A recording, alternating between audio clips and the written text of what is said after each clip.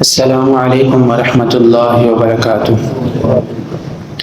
اللہ عز و جل کا انگنت بے شمار اللہ تعالیٰ شکر، جس نے ہمیں کائنات کی مخلوقات میں سے افضل، اکرم، اعز، اشرف، احسن پیدا کیا، مزید بر ہم پہ کرم کیا کہ آقا نامدار، آقا الوجم، فخر آدم و بنی آدم، والی کون مکان، شاہد ما طغى، صاحب علم نشرح، مسوم امرا، آقائی و مولائی و ملجائی و مأوائی حضرت محمد مصطفیٰ مجتبیٰ مرتضیٰ صلی اللہ تعالی علیہ وآلہ وسلم کی امت میں سے پیدا فرمایا، مزید بر ہم پہ کرم کیا کہ آج کے اس عظمت والے، رحمت والے، برکت والے دن میں یہ سعادت، یہ توفیق ہمارے مقدر میں کی کہ ہمیں اپنے گھر میں آنا نصیب فرمایا۔ اللہ کے حضور دعا ہے اللہ ہمارا بھی بیٹھنا اپنی برگاہ میں قبول و منظور فرمائے، جو کچھ صحیح صحیح بیان کیا جائے گا اس پہ ہم ساروں کو عمل پیرا ہونے کی توفیق عطا فرمائے۔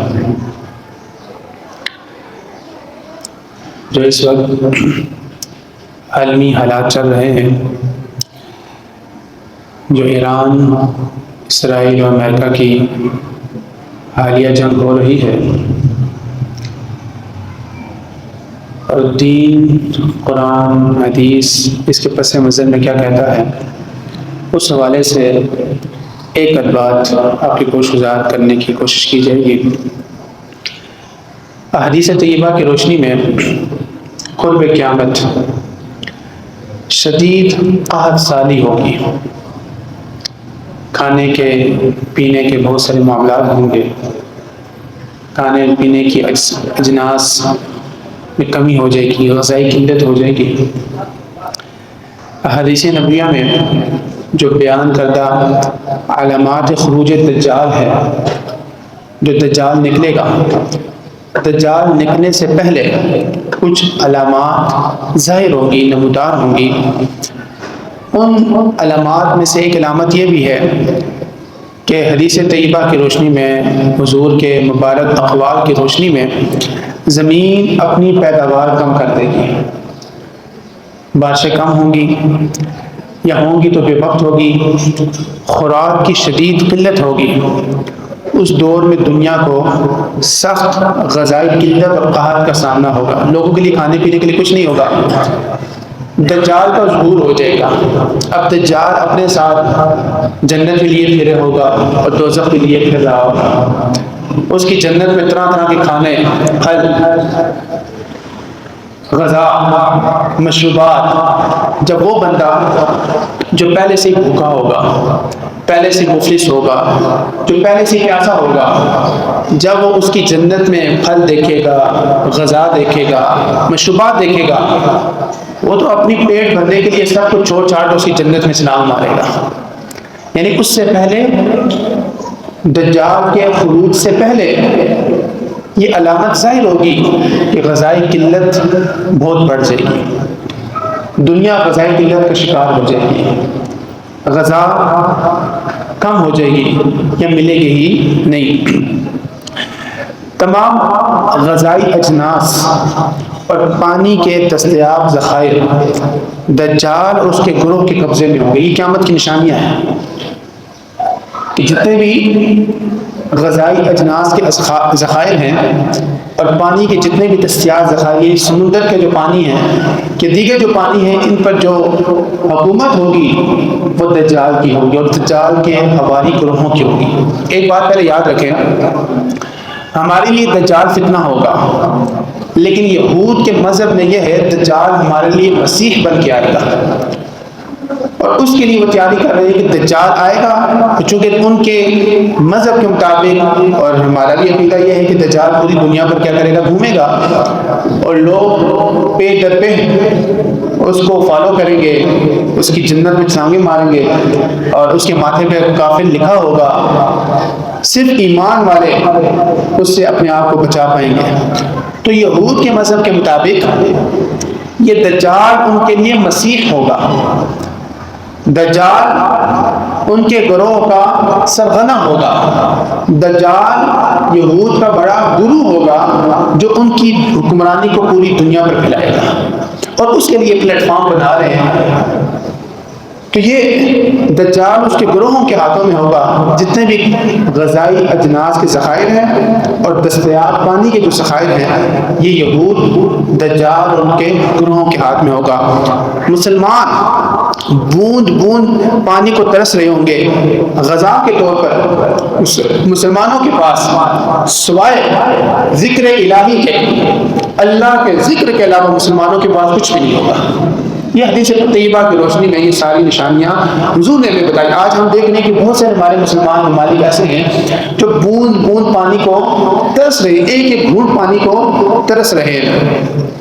آقا نامدار مدینے کے تاجدار صلی اللہ تعالی علیہ وسلم کا فرمان نشان ہے کہ صحابہ کرام رضوان اللہ تعالی، سیدہ عائشہ صدیقہ طیبہ طاہرہ زاہدہ رضی اللہ تعالی عنہ سے حدیث پاک مروی ہے، حضور کو نور صلی اللہ علیہ وسلم نے دجال کے آنے سے پہلے شدائد کا ذکر فرمایا، مصیبتوں کا ذکر فرمایا. کہا کہ دجال کے آنے سے پہلے مسلمانوں پر مصیبتوں کے پہاڑ ٹوٹے ہیں، سختیاں ہوں گی، مشکلات ہوں گی، غذائی اجناس کی قلت ہوگی، بوند بوند پانی کے لیے لوگ ترس رہے ہوں گے. تو صحابہ نے عرض کی یا رسول اللہ صلی اللہ تعالی علیہ وسلم، اس دن کون سا مال بہترین ہوگا؟ دجال کے آنے سے پہلے حضور نے کیا فرمایا؟ مصیبتیں ہوں گی، شدائد ہوں گے، آلام ہوں گے. تو صحابہ نے عرض کی اس دن کون سا مال سب سے بہتر ہوگا؟ تو حضور نے فرمایا غلام شدید یسقی اہلہ الماء. اس دن جو سب سے بہترین مال ہوگا وہ تمہارا وہ خادم ہوگا، تمہارا وہ غلام ہوگا، تمہارا وہ نوکر ہوگا جو تمہارے لیے پانی کا بندوبست کر دے گا. یعنی اس دن سب سے بہترین غلام، سب سے بہترین خادم، نوکر وہ ہوگا. یہ نہیں کہ جو تمہارے لیے گاڑی کا بندوبست کر دے، تمہارے لیے کوٹھی کا بندوبست کر دے، تمہارے لیے پیسوں کا بندوبست کر دے. حضور نے فرمایا دجال کے آنے سے پہلے اتنی مصیبتیں ہوں گی کہ ایک ایک بوند پانی کے لیے لوگ ترس رہے ہوں گے. تو اس دن سب سے بہترین مال کون سا ہے؟ تمہارا وہ نوکر، تمہارا وہ ملازم، تمہارا وہ خادم جو تمہارے لیے کس کا بندوبست کر دے؟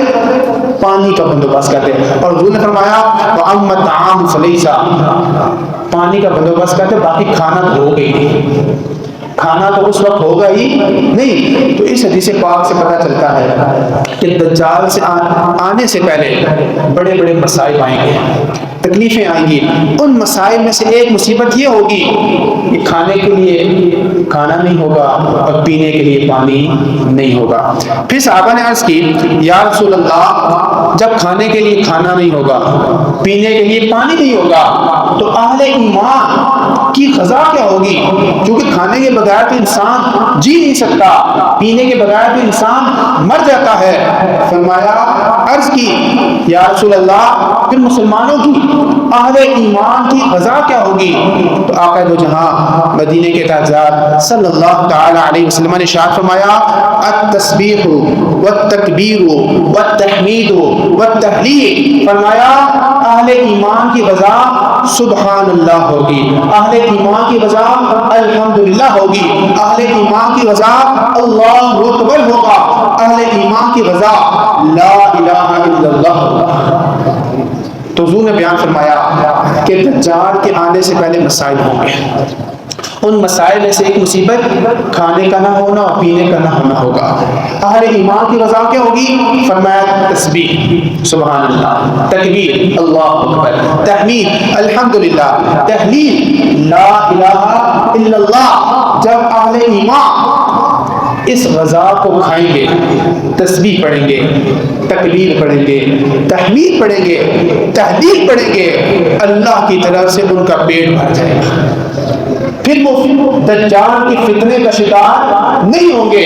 باقی تو دیکھیں نا، جس کے پاس کھانے کے لیے کچھ نہ ہو، ایک دن صبر کرتا ہے، 2 دن کرتا ہے، 3 دن، چوتھے دن تو وہ کہیں گے کسی کی ڈکیتی ماروں، کسی کا گلا کاٹوں، اپنا پیٹ اپنے بچوں کا پیٹ بھروں. تو اس وقت کسی کے پاس بھی کچھ نہیں ہوگا کہ کوئی سے ڈاکہ مار کے لے آئے. تو اس وقت جب ہوگا تو کس کے پاس ہوگا؟ دجال کے پاس. کس کے پاس ہوگا؟ دجال کے پاس. جنت لیے پھر رہا ہوگا، غذا کھانا اپنے ساتھ لیے پھر رہا ہوگا، تو جو بندہ بھوکا ہوگا، کتنے دنوں سے اس نے کھایا نہیں ہوگا، وہ تو اس کے فتنے کا کیا ہو جائے گا؟ شکار ہو جائے گا۔ لیکن اہل ایمان تسبیح، تکبیر، تحمید اور تحلیل کی وجہ سے اپنے ایمان کو بچا لیں گے۔ تو اس وقت جو عالمی حالات ہیں اس کے تناظر میں اس حدیث کو اگر ہم دیکھیں تو ہمیں کثرت کے ساتھ، بجائے اس کے کہ حالات بڑے مشکل آنے والے ہیں، بجائے اس کے کہ جہاں چار بندے بیٹھے ہوتے ہیں باتیں کر رہے ہوتے ہیں کہ پیٹرول زیادہ تک بھی پہنچے گا، بجائے اس کے کہ یہاں بیٹھے ہوتے ہیں تو باتیں وہ بڑی بڑی کر رہے ہوتے ہیں، ابھی جو ایران نے پرانے میزائل چھوڑے، نئے میزائل کبھی اس نے چھوڑے ہی، عجیب عجیب باتیں کر رہے ہوتے ہیں جس کا کوئی پتہ نہیں، ہمیں حقیقت کا پتہ ہی نہیں ہے۔ تو اس کی جگہ ہمیں کیا کرنا چاہیے؟ تسبیح، تکبیر، تحمید، تحلیل کا ورد کرنا چاہیے تاکہ دجال کے فتنے سے ہم اپنے آپ کو محفوظ رکھ سکیں۔ پھر صحابہ نے عرض کی یا رسول اللہ اس وقت اہل عرب کہاں ہوں گے؟